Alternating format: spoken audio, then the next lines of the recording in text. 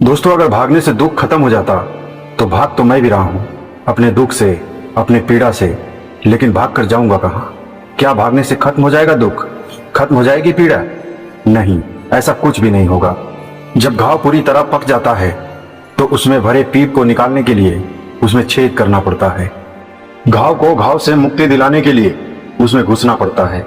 तो क्या मुझे भी दुख में दुखी होना चाहिए, पीड़ा में पीड़ा होना चाहिए? मुझे लगता है हाँ, दुख को दुखी होकर ही समझा जा सकता है, पीड़ा को पीड़ित होकर ही समझा जा सकता है।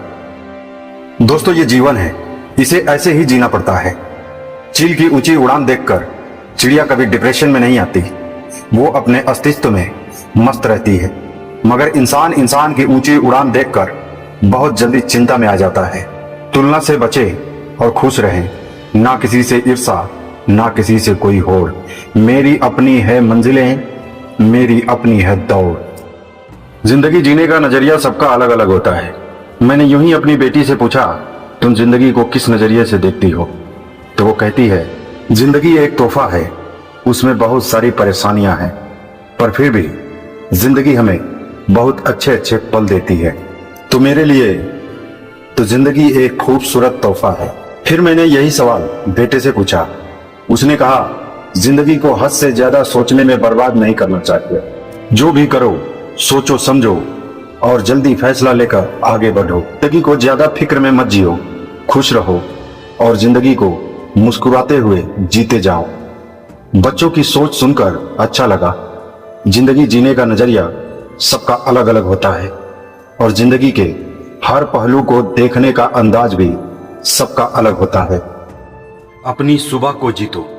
दोस्तों, आपकी सुबह के पहले 60 मिनट ये तय करते हैं कि आपका पूरा दिन कैसा जाएगा। अगर आप आंख खुलते ही सोशल मीडिया या व्हाट्सएप चेक करते हैं तो आप दुनिया को अनुमति दे रहे हैं कि वे आपके दिमाग को कंट्रोल करें। आप रिएक्टिव मोड में चले जाते हैं। इसका एक मंत्र है, अपनी सुबह की शुरुआत प्रोएक्टिव होकर करें। दिन के पहले घंटे में फोन को हाथ न लगाएं। इस समय का इस्तेमाल अपने दिन की प्लानिंग, एक्सरसाइज या उस सबसे जरूरी काम के लिए करें जिसे आप टाल रहे हैं। जब आप सुबह को जीत लेते हैं तो पूरा दिन आपके इशारों पर नाचता है।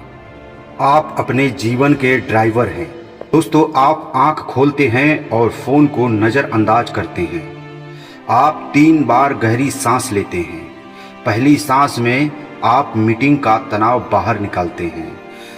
दूसरी सांस में आप खुद को शांत करते हैं और तीसरी सांस में आप सोचते हैं, मैं जीवित हूँ, मैं सांस ले रहा हूँ। मीटिंग मुश्किल हो सकती है पर मैं इसे संभाल सकता हूँ।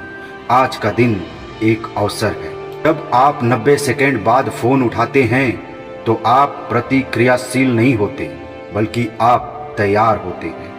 आपका मन शांत है और आप एक सशक्त केंद्र से दिन की शुरुआत करते हैं। याद रखें, मोबाइल से पहले खुद से मिलना आपके दिन की दिशा तय करता है। ये आपको बताता है कि आप अपने जीवन के ड्राइवर हैं, न कि आपके फोन में बजने वाली घंटी के गुलाम। सरल अभ्यास को अपनाएं और हर दिन की शुरुआत एक जीत के साथ करें। बिना कदम उठाए जीवन नहीं बदलता।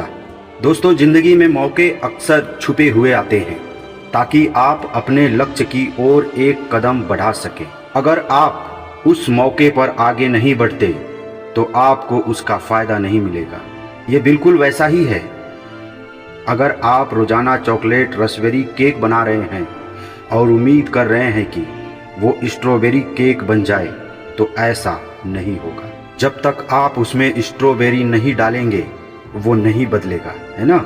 ये बात थोड़ी अटपटी है और जाहिर तौर पर सही लगती है, लेकिन बहुत सारे लोग रोज एक ही काम करते हुए भी अपनी जिंदगी में बड़े बदलाव की उम्मीद रखते हैं। वे भले ही अपने विचारों, बातों और भावनाओं से सकारात्मक ऊर्जा महसूस करते हैं, पर जब तक वे कोई कदम नहीं उठाते तब तक कोई बड़ा बदलाव नहीं आएगा, क्योंकि असली ऊर्जा तो काम करने से आती है।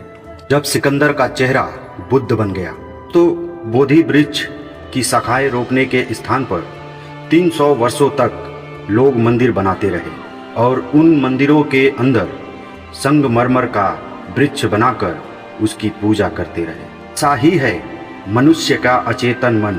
अंत में 500 वर्षों बाद उन्होंने विचार किया कि संगमरमर का वृक्ष बनाने का क्या अर्थ है, क्यों ना बुद्ध की मूर्ति बना दी जाए। और इस समय वहां उनके पास बुद्ध की न तो कोई मूर्ति थी और ना कोई चित्र। संयोग से उन्हीं दिनों सिकंदर महान भारत में आया हुआ था और उसका ग्रीक चेहरा बहुत सुंदर था। तुम बुद्ध की जो आकृति देख रहे हो, वास्तव में वो सिकंदर महान का चेहरा है।